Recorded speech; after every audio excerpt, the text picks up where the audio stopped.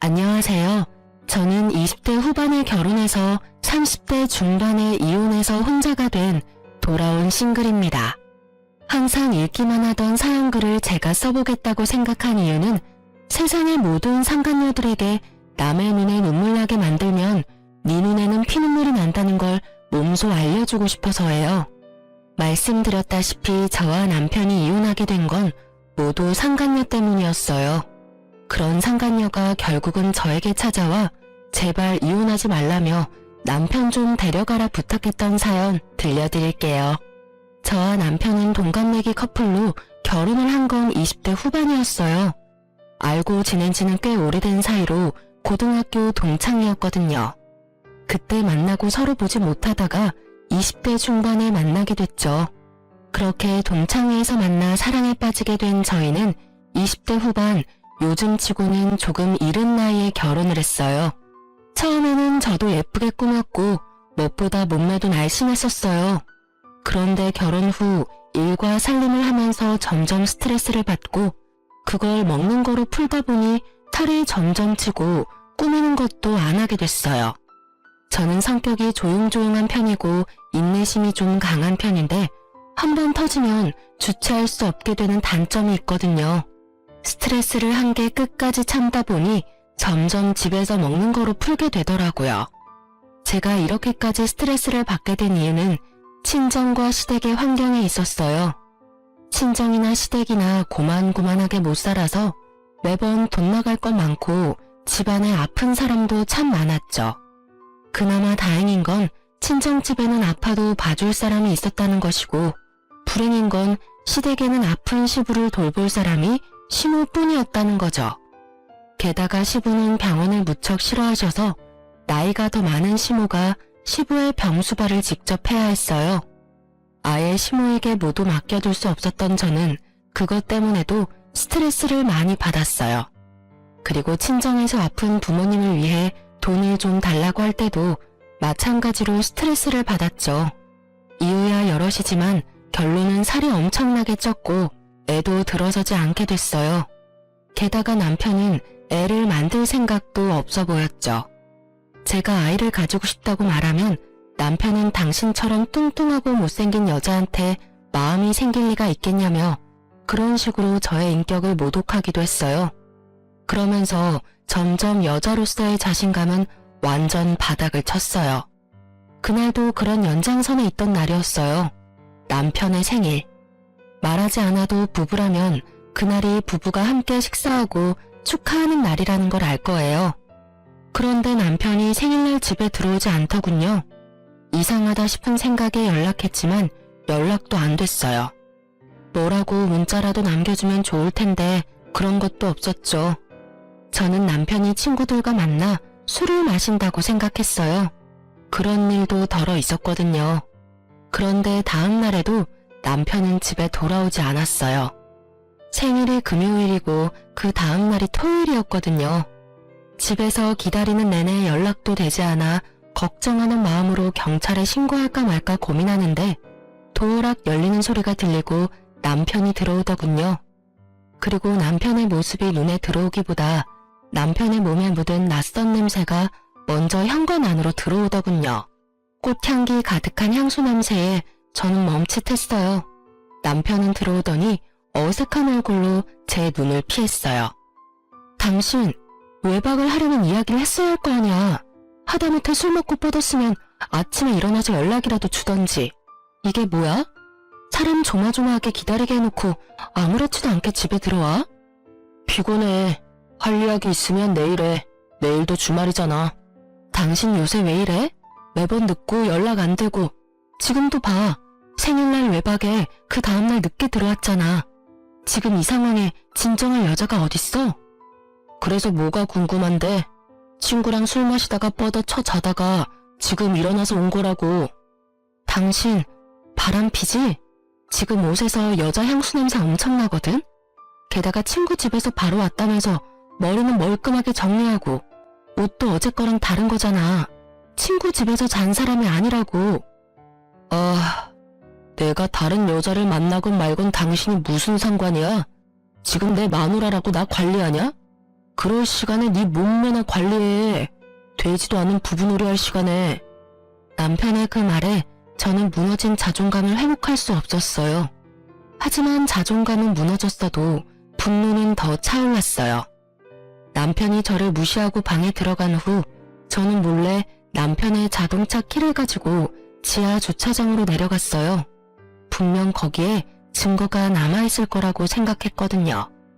그렇게 차에 도착해서 조수석을 살피다가 아무것도 찾지 못하고 문을 닫으려는데 뒷좌석에 뭔가 있는 걸 발견했어요.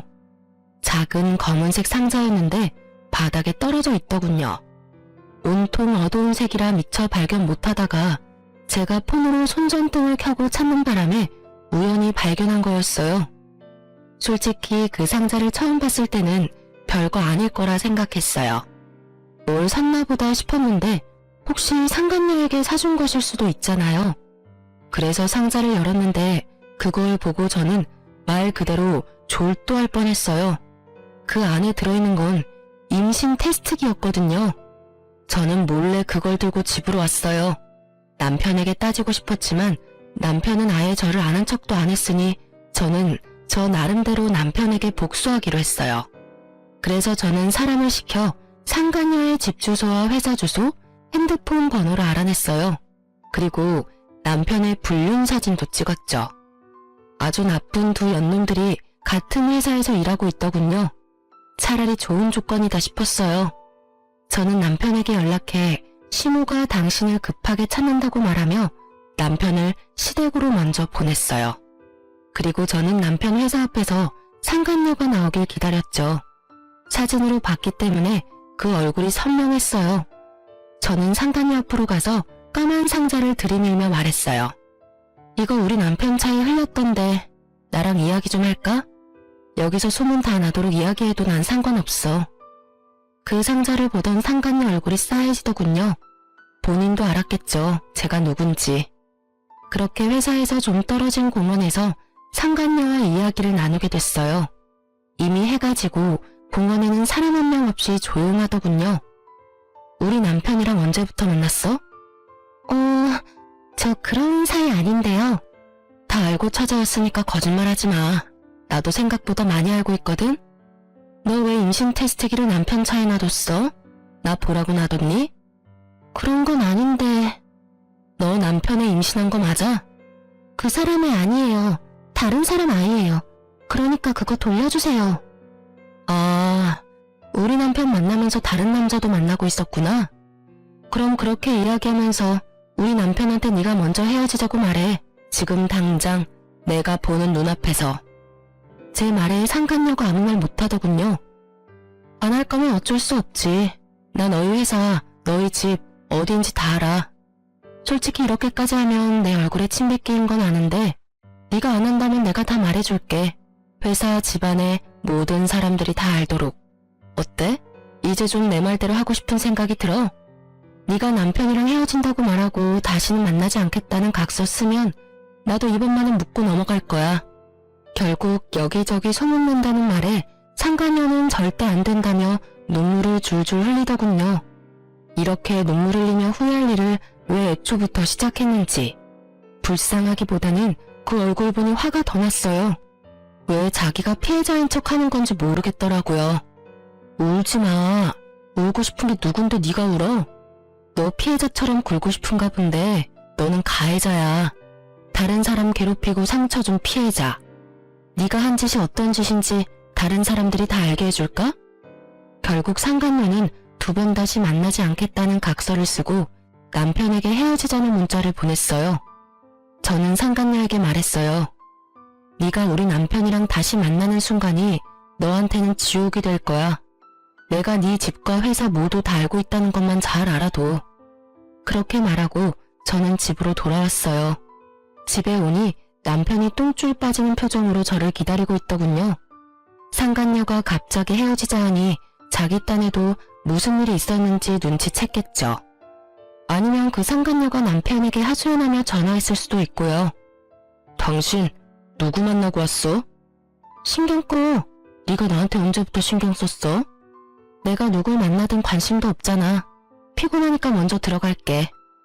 그렇게 말하며 집으로 들어오는 저를 남편이 붙잡더군요. 너 그 여자 만났어? 당신이 뭔데 그 여자 만나서 상처를 줘? 열린 입이라고 단줄 하나. 야, 이 미친 새끼야. 상처는 내가 받았다, 이 새끼야. 너 지금 바람 피니까 눈에 뵈는 게 없어? 나한테 이럴 게 아니라 내 앞에서 무릎 꿇고 빌어야 하는 게 정상 아니야? 미친 또라이 같은 새끼. 내가 그 여자 만나고 왔으면 뭐, 왜, 어쩔 건데. 그 여자 상처 줬으면 어쩔 거냐고. 유부남이랑 바람핀 여자한테 내가 유부남 만나지 말라고 했다고 그게 큰 죄가 돼? 죄는 너희가 저질렀지. 유부남 주제에 회사에서 불륜이나 저지르는 더러운 새끼. 속사포처럼 쏘아대는 제 말에 놀라 벙친 건 남편이었어요. 제가 그렇게 나쁜 말을 하는 것도 이렇게 흥분하는 것도 남편은 모두 처음 보는 것들이었거든요. 제가 참지 않으면 어떻게 되는지를 직접 본 남편은 적잖이 놀라는 표정이었어요. 상간녀가 헤어지자고 하니까 마음이 막 아프고 그래? 근데 어쩌냐? 네 마누라가 난데. 그리고 네 새끼랑 붙어먹은 상간녀가 당신이랑 같은 회사인 거 어디에 사는지 내가 다 알고 있는데. 한 번만 더 그년이랑 붙어먹어봐. 아주 내가 회사며 그 여자 집이며 다 찾아가서 동네방네 소문을 다 내줄 테니까. 거기에서만 소문낼 줄 알아? 우리 집 아파트에도 소문 다 내서 너 얼굴 못 들고 다니게 할 거야. 그런 짓 하면 당신 잡혀가는 거 몰라? 그런 거 할 생각도 하지 마. 괜찮아. 나도 그 짓 해놓고 편하게 살 생각 없어. 다 까발리고 나도 벌 받으면 되잖아. 유치장을 가든 벌금을 내든 감옥을 가든. 당신 어차피 나한테 관심 없는 거 아니었어? 그 여자 만나고 싶으면 이혼하고 해. 근데 나는 지금 당장 이혼해줄 생각 없거든? 그러니까 당신도 각 썼어. 그 여자랑 절대 안 만난다는 각서. 제 말에 진심을 읽었는지 남편도 당황해하더군요. 그러더니 결국 각서를 썼어요.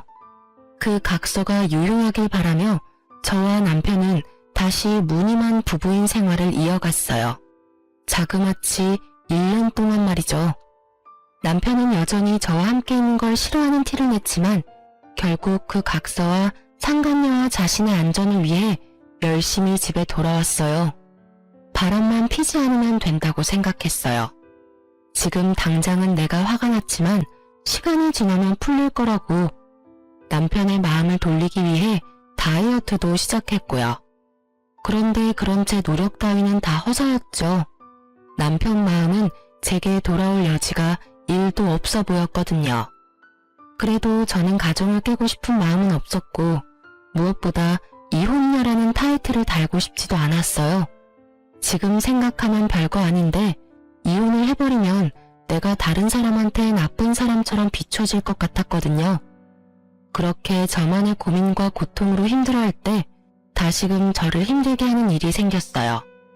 하루는 시부가 연락이 왔어요.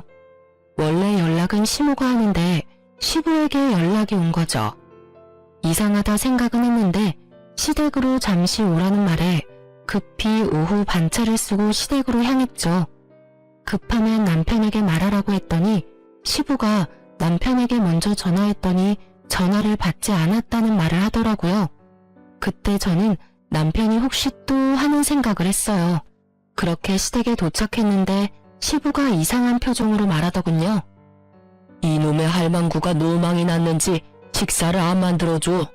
내가 뭐라고 해도 그냥 멍하니 앉아 있기만 하고 오늘 점심도 안 먹었으니 네가 밥 좀 해다오. 그리고 혹시 모르니 네 시어머니 병원에 좀 데리고 가봐라. 저는 순간 철렁했어요. 연세가 있으신 데다가 시부의 긴 병에 수발을 들던 시모에게 혹시 치매가 온 건 아닐까 하는 생각이 들었거든요. 제가 일하는 의원에도 가끔 치매 걸린 어르신이 오시는데 식사 때를 잊는다던가 식사를 계속 하시려는 경우가 있다는 걸 저도 잘 알고 있었거든요. 저는 놀란 마음에 급히 시모를 데리고 가까운 병원으로 찾아갔어요. 그리고 결국 진단받은 건 인지장애였어요. 인지장애가 치매가 되면 집에서 돌보기는 좀 힘들 거라고 이야기하더군요. 저도 다 아는 내용이라 더 실감이 났어요. 시모는 알고 있었는데 숨기고 있었던 듯해요. 저는 그 결과에 한숨이 절로 나오더군요. 일단 저는 시모를 데리고 시댁으로 갔어요. 아픈 시부 인지장애 진단받은 시모. 시부모에 대한 이야기를 하려고 남편에게 집으로 최대한 빨리 오라고 했어요. 그렇게 연락을 해놓고 가만히 생각하니 시댁이 남편 회사와 가까워 회사에서 만나 같이 집에 가면 될 것 같더라고요. 택시 타면 교통체증 감안해도 남편 퇴근 시간 전에는 도착할 것 같아서 저는 남편 회사로 향했어요. 그 앞에서 커피를 사서 마시며 기다리고 있는데 남편이 회사 밖으로 나오더라고요. 그것도 상간녀와 함께 둘이 하하호 웃으며 나오는데 완전 열이 받았어요. 헤어지라고 했으면 회사에서도 영 끊어야지. 저렇게 즐겁게 있으라는 이야기가 아니었잖아요. 열받은 저는 남편 앞에 나타났죠. 제 얼굴 보더니 남편도 그 상간녀도 너무 당황한 표정으로 저를 바라보더군요. 즐거워 보이네? 당신이 여기는 어떻게 집에 있는 거 아니었어? 집으로 가려다가 당신 퇴근 시간 맞출 수 있을 것 같아서 회사로 왔지. 그런데 의외의 장면을 보네? 내가 각서 2장 집에 가지고 있는 거 알지? 남편이 입을 꾹 다물더니 상간녀를 먼저 보내더군요. 저는 남편에게 일단 차에 타자고 말했어요. 남편 차를 타고 집에 가는 길에 저는 남편에게 물었어요. 설마 당신 아직도 그 여자 만나? 딱 봐도 헤어진 느낌이 아닌데? 아님 각서는 쓰고 만남은 계속하고 뭐 그런 거야? 여보, 내가 각서를 쓴 건 맞는데 나 솔직하게 말해서 점점 그 여자한테 진심이 되어가. 당신한테는 진짜 미안한데 그 여자한테서 사랑을 느낀다고. 부탁해, 나랑 이혼해줘. 당신도 나랑 사는 거 힘들잖아. 저는 정말 화가 났어요. 저와의 약속을 지키지 않은 것도 모자라 남편이 제게 그 상간녀를 사랑한다고 말하는 것이 너무 배신감이 들었거든요. 내가 힘든 건 내가 알아서 해. 당신이 그런 걸 걱정할 필요는 없지. 그 여자를 사랑하면 나랑 결혼을 왜 했어? 내가 그때 예쁜 몸, 예쁜 얼굴이 아니라서 이제 정이 다 떨어졌어? 너한테는 결혼이라는 게 다 그렇게 쉬운 거야? 싫으면 헤어지고 좋으면 만나고 그건 연애할 때나 하는 거지. 당신 결혼까지 한 사람이라고. 내가 잘못한 거 나도 알아. 그러니까 당신한테 이렇게 부탁하는 거잖아. 제발 나 좀 놔줘. 당신도 그 편이 더 행복할 거야. 저는 남편을 보며 시부모를 떠올렸어요. 시열은 생각을 하며 남편에게 마지막으로 물었어요. 정말로 당신 나한테 돌아올 생각은 없어? 없어. 나한테는 그 여자가 마지막 사랑이야. 그 이야기에 들고 있던 종이컵을 꽉 쥐어버렸어요. 그 탓에 안에 남아있던 커피가 밖으로 흘렀지만 그런 건 신경 쓰이지도 않았어요. 저는 남편에게 내일 이야기하자고 이야기했어요. 그리고 그 다음날 저는 상간녀를 찾아갔죠. 분명히 전날 상간녀가 남편 회사에서 같이 나오는 걸 봤는데 알고 보니 회사를 퇴사했더군요. 어제가 퇴사 날이었고요. 집도 이사를 한 모양이었어요. 그때 생각이 들었죠. 아, 이것들이 어제 그렇게 정리를 하고 저녁에 나한테 이혼하자고 말한 거였구나 하고 열받은 저는 남편에게 상간녀를 데려오라고 했어요. 할 말이 있고 그 여자 데려와서 대면시켜주면 이혼을 진지하게 생각해보겠다 했거든요. 그랬더니 1시간 만에 그 여자가 왔더군요. 팔에는 아주 작은 아이를 안고 말이죠. 그때 임신 테스트기에 그 아이인 것 같더라고요. 애 아빠는? 이 사람이 애 아빠예요. 와, 둘이서 아주 날 가지고 놀았네. 두 사람 애였는데 나한테는 아니라고 하고 여전히 둘이서 잘 만났다 이거야? 거기다 애까지 있고? 그럼 어떡해요. 그때는 어떻게든 그 상황을 모면해야 했으니까요. 그래도 애한테 아빠는 주고 싶은 마음이라서요. 두 사람이 헤어져주면 좋은 가정을 만들 수 있을 것 같아요. 넌 이 상황에 죄책감도 없어? 아니, 미안한 마음 눈꼽만큼도 없는 거야? 죄책감이 왜 생겨야 하는데요? 솔직히 아줌마보다 내가 더 예쁘고 오빠도 나를 좋다고 했고 두 사람 사이의 장애물은 아줌마뿐이잖아요. 오히려 아줌마가 우리 사이를 갈라놓은 거 아닌가? 그냥 그때 알았을 때 이혼해줬으면 됐잖아요. 뻔뻔하기가 아주 하늘을 찌를 듯 하더라고요. 그 말을 들으면서 저는 그냥 다 놔버렸어요. 상간녀가 오기 전에는 남편을 설득해보자 싶었어요. 아픈 시부와 시모를 생각해서라도 다시 되돌려 보려 했는데 이 또라이 같은 두 연놈들은 아주 작정을 하고 저와의 이혼 계획을 세웠더군요. 제가 소문을 못 퍼뜨리도록 이사까지 하고 직장도 옮기고요. 그냥 포기하기로 했어요. 남편 불륜을 눈으로 확인하면서 그런 남편의 부모를 모시는 일을 하다간 도리어 제가 정신병에 걸릴 것 같았거든요. 스트레스가 최고에 이르니 그냥 다 포기하게 되더라고요. 그렇게 됐으니까 당신이 이혼해줘. 내가 해달라는 건 다 해줄게. 솔직히 당신 애도 없고 지금 이혼해도 좋은 사람 만날 수 있을 거야. 이건 무슨 고양이 쥐 생각하는 짓인지. 누구 때문에 지금 이혼을 하는데 왜 집값게 나를 신경 써요? 저는 남편에게 말했죠. 그딴 동정 같은 건 나한테 하지 마. 내가 좋은 사람을 만나건 미친놈을 만나건 너랑은 이제 상관없어. 이혼해줄 테니까 위자료 다 내놔. 너랑 네 예비 신부도. 그리고 재산 분할 확실하게 반으로 하고 그거 아니면 나 이혼 못해줘. 못하러 소송해. 그러면 당신 유책 배우자인 건 빼박이야. 혼외자 아들 있는 데다 상간녀도 유부남인 거 알고 만났으니까. 그건 너무 큰 돈인데. 당신도 잘 알잖아. 나도 그만큼 큰 돈도 없고. 일시불 지급 안 하면 이혼은 없어. 돈은 알아서 마련해. 너랑 헤어지는 판국에 내가 당신 주머니 사정까지 고려해야겠어? 세술은 새 부대에 담으라잖아. 이 집 팔고 나한테 돈 주고 너희는 새 집에서 잘 살면 되지. 그 말에 남편은 잠시 고민하더니 알겠다며 알아서 돈 마련하겠다더군요. 그렇게 이야기를 끝내고 저는 집을 나왔어요. 친정으로 가려니 아픈 사람 있는 친정 가봐야 속만 아프겠다 싶어서 시댁으로 향했죠. 시부모 댁에 왔다 갔다 하면서 저도 시부 수발에 도움을 줬기에 제 물건이 시댁에 남아있었거든요. 그리고 남편과 이혼한 것도 이야기를 해야 할 것 같아서 시댁으로 갔죠. 남편에게는 시댁에서 오늘 하루 잘 거고 내일 주말이니 아침에 오라고 했어요. 시부모에게 이혼 이야기도 해야 된다고 말이죠. 그 다음날 시부모 밥을 차리고 제 짐을 싸고 있으니 시부가 묻더군요. 며느라가 너 어디 가는 게냐? 왜 짐을 싸고 그래? 그 사람 오면 말씀드릴게요. 뭐 필요한 건 없으세요? 우리 안사람 그때 병명이 뭐라더냐? 나는 듣고도 잊어버렸어. 치매가 맞대? 치매는 아직 아니고 인지장애라고 하는데요.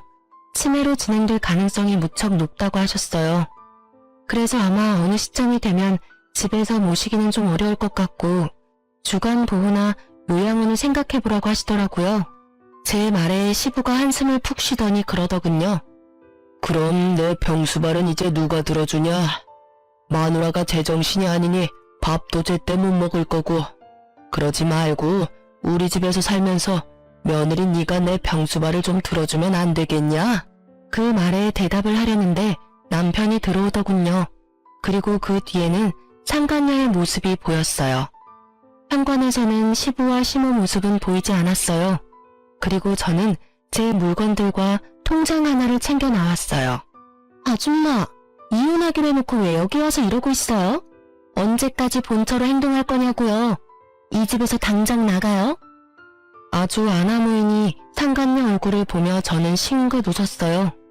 그리고 안방에 있는 시부에게 들리도록 크게 말해줬죠.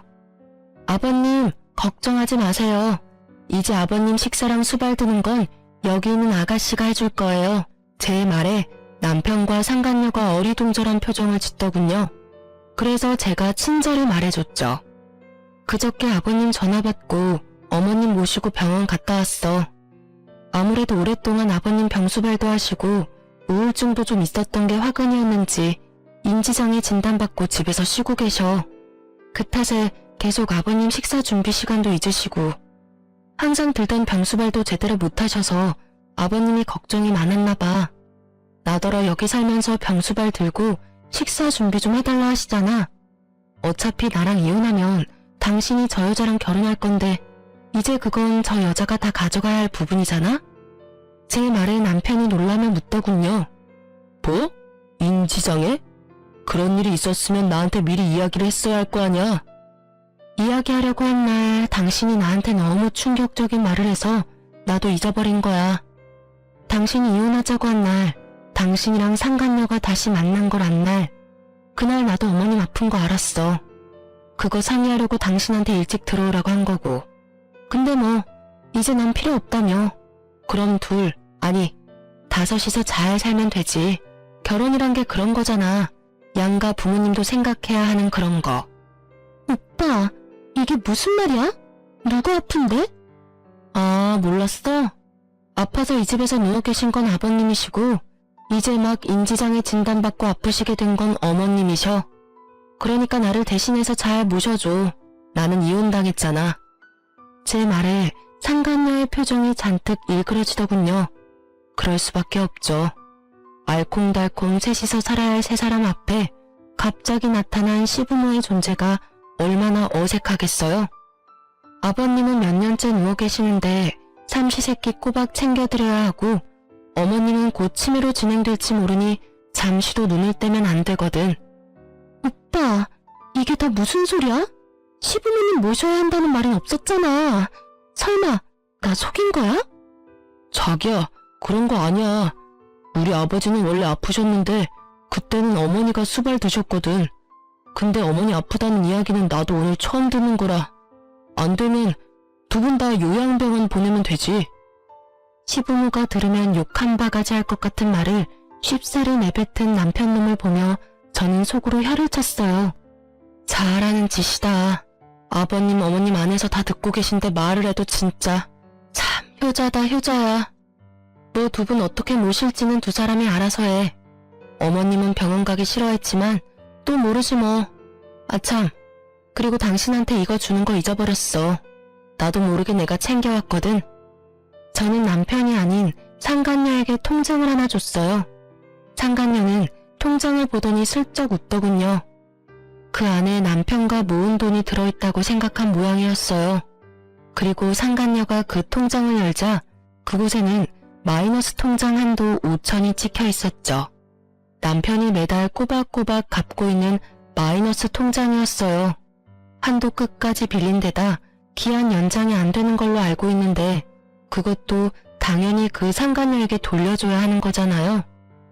내가 보관하고 있어서 내 것인 줄 알았는데 당신 거잖아. 당신 미래의 와이프한테 줄게. 아마 다다음 달 말일까지였던 것 같은데 잘 갚아. 이제 나는 한시름 좀 놓겠네.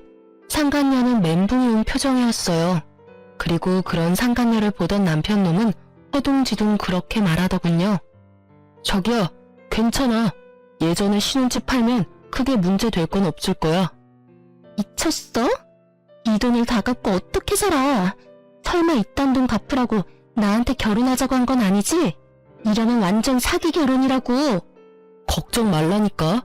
부모님은 병원 보내고 우리가 이 집 들어와서 살면 되지. 아니면 이 집도 팔고 새 집으로 이사 가자. 애써 행복회로 돌리는 남편과 상간녀를 보니 웃음만 나더군요. 그렇게 쉽게 해결될 일들은 아니거든요. 시부모의 집이 어떤 상황인지도 모르고 상간녀랑 바람피느라 본가가 어떻게 돌아가는지도 모르는 남편놈을 보니 웃기지도 않았지만 알려줄 의리가 제게 있을 리가 없잖아요. 나중에 알고 피부도록 놔두는 게 훨씬 나을 테니까요. 그러고 보니 좀 걱정이 되더군요. 합의로 했다가 돈 안 주면 말짱 도루묵인데 싶었어요. 그래서 합의 아니라 소송으로 하자고 했어요. 우리 합의하기로 한 거 혹시 모르니까 소송으로 하자. 당신한테 받을 수 있는 거 다 받아내려면 소송이 가장 확실할 것 같으니까.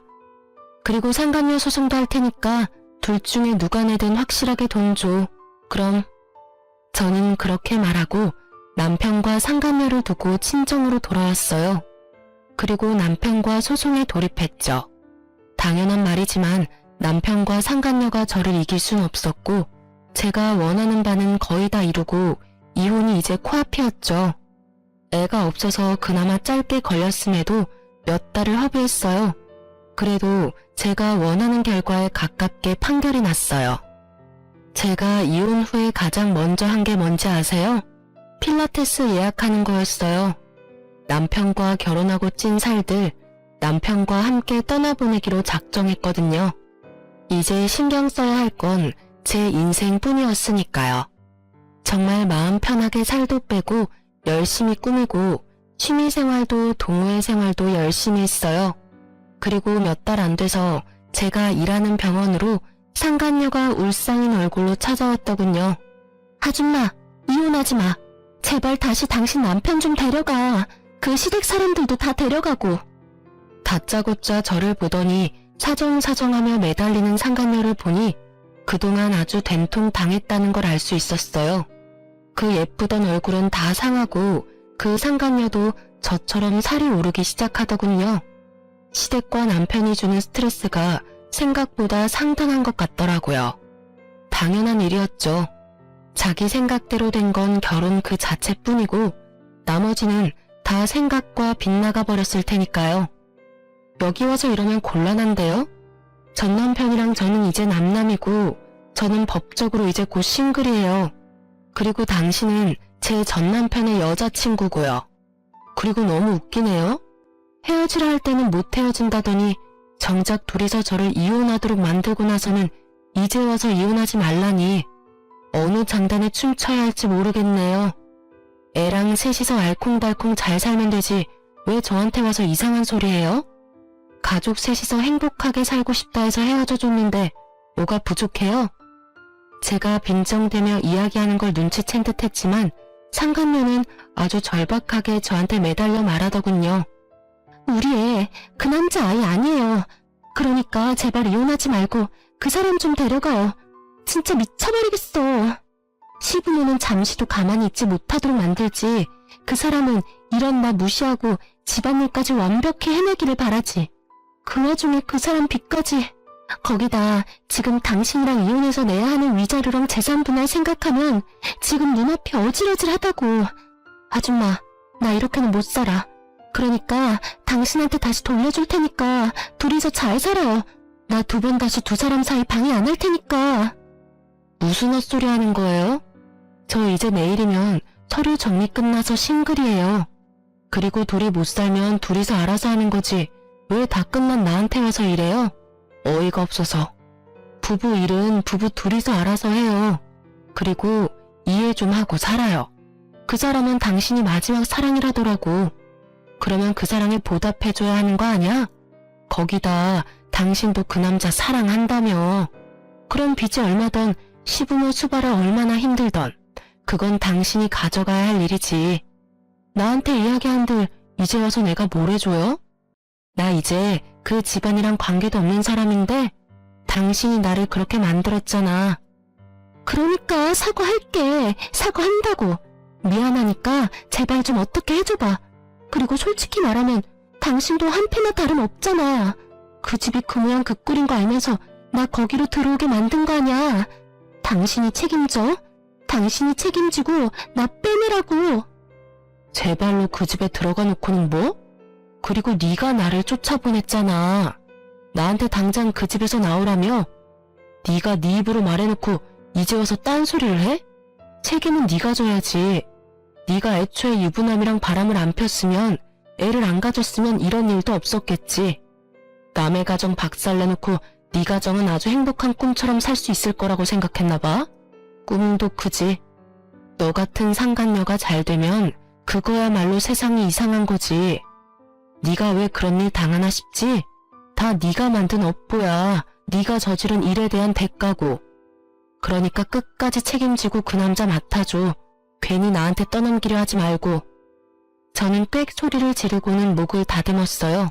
그리고 저희 병원 명함을 하나 꺼내줘 줬어요. 시부모 모시기 힘들면 전문 병원에 맡겨. 물론 돈은 다 받을 거고 할인 같은 건 안 돼. 환자가 너무 싫어하거나 폭력적이어도 안 되고. 둘이서 잘 상의해서 결정하고 연락 줘. 우리도 환자 유치 요즘 많이 하려고 하거든. 힘들어서 저한테까지 와서 하소연하는 환장하다 못해 속이 썩어 문드러져 가고 있는 상간녀에게 병원 영업까지 하고 저는 망연자실한 상간녀를 두고 병원으로 들어와 버렸어요. 그리고 나중에 알게 됐죠. 그 상간녀가 그 짧은 몇 달 동안 어떻게 지냈는지.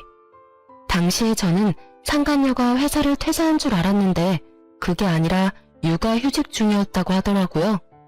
육아휴직하면서 시부모를 결국은 모셨다는데 시부가 시모가 하던 반찬 맛 안 난다고 몇 번을 퇴짜 놓고 반찬 새로 만들게 했대요.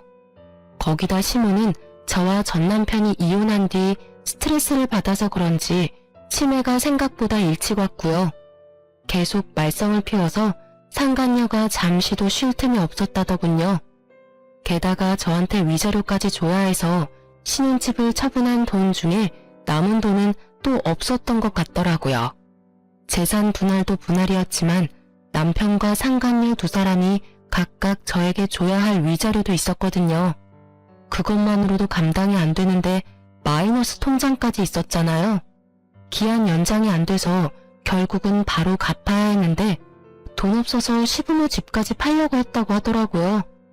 그런데 막상 뚜껑 열어보니 시부모 집도 담보대출로 한도 끝까지 대출 끌어당긴 상태였고 팔아봐야 몇 천만 원 팔고 나와서 전세를 얻을 수 없는 상황이라 결국은 상간녀 명의로 돈을 좀 빌린 것 같더라고요.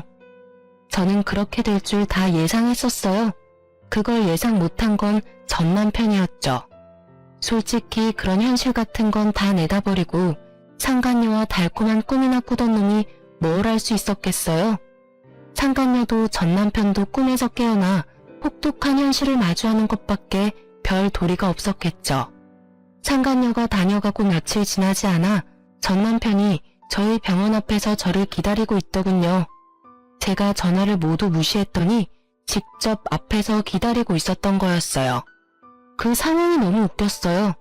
이혼 전이랑은 정반대였거든요.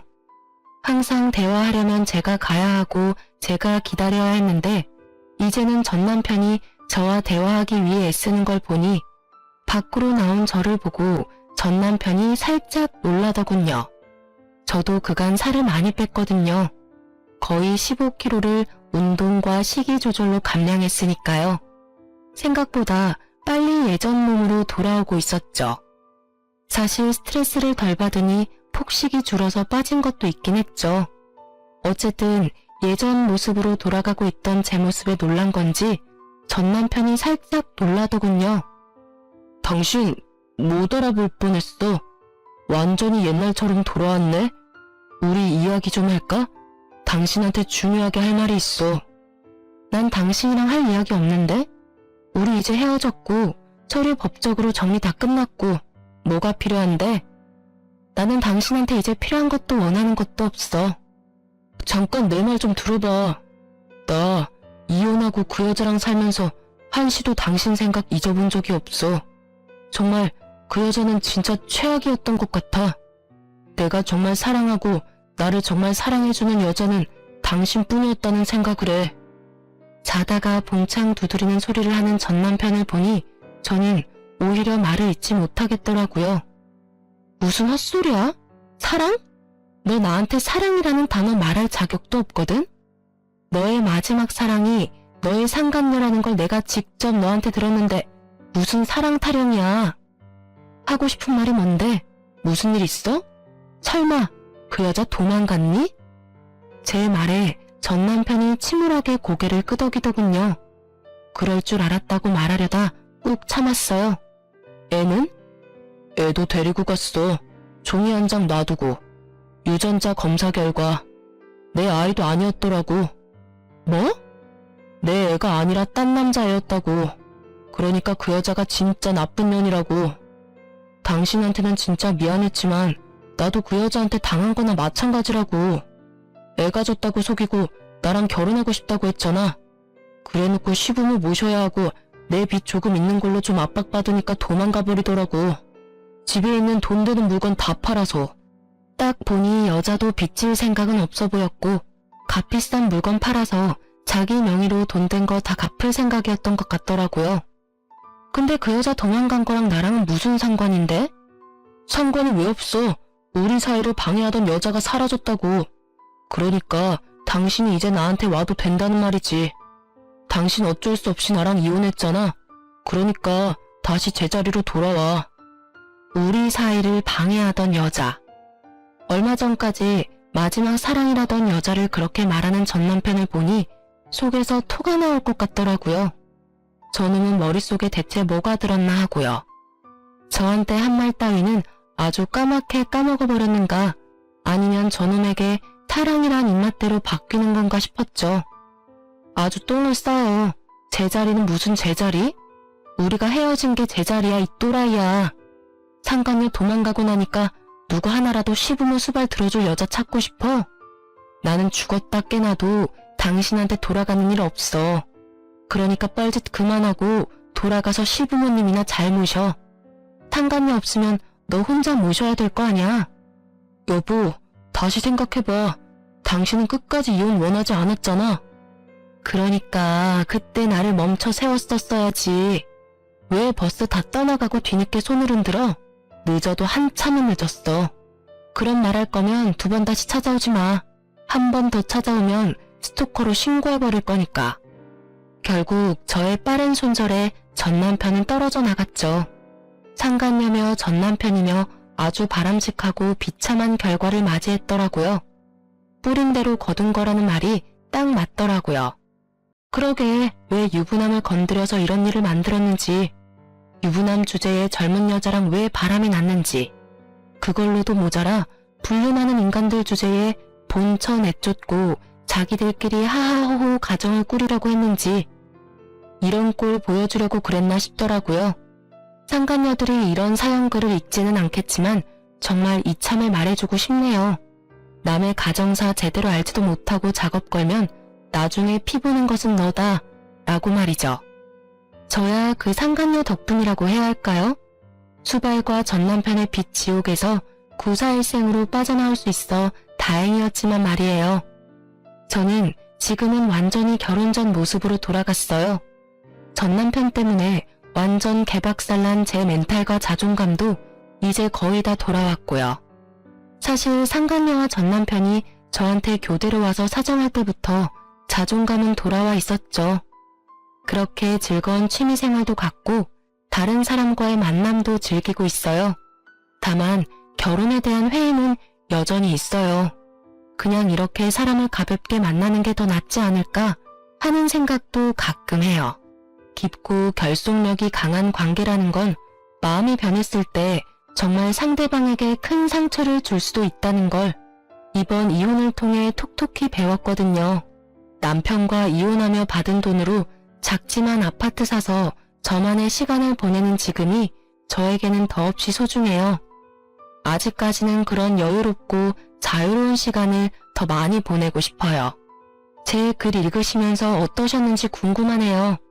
익숙치 않은 글을 쓰느라 조금 버벅거리기도 했지만 좋게 봐주셨으면 해요. 그리고 제 글 읽고 답답한 속 뻥 뚫리셨으면 좋겠어요. 그럼 저는 이만 물러가 보겠습니다. 들어주셔서 감사합니다.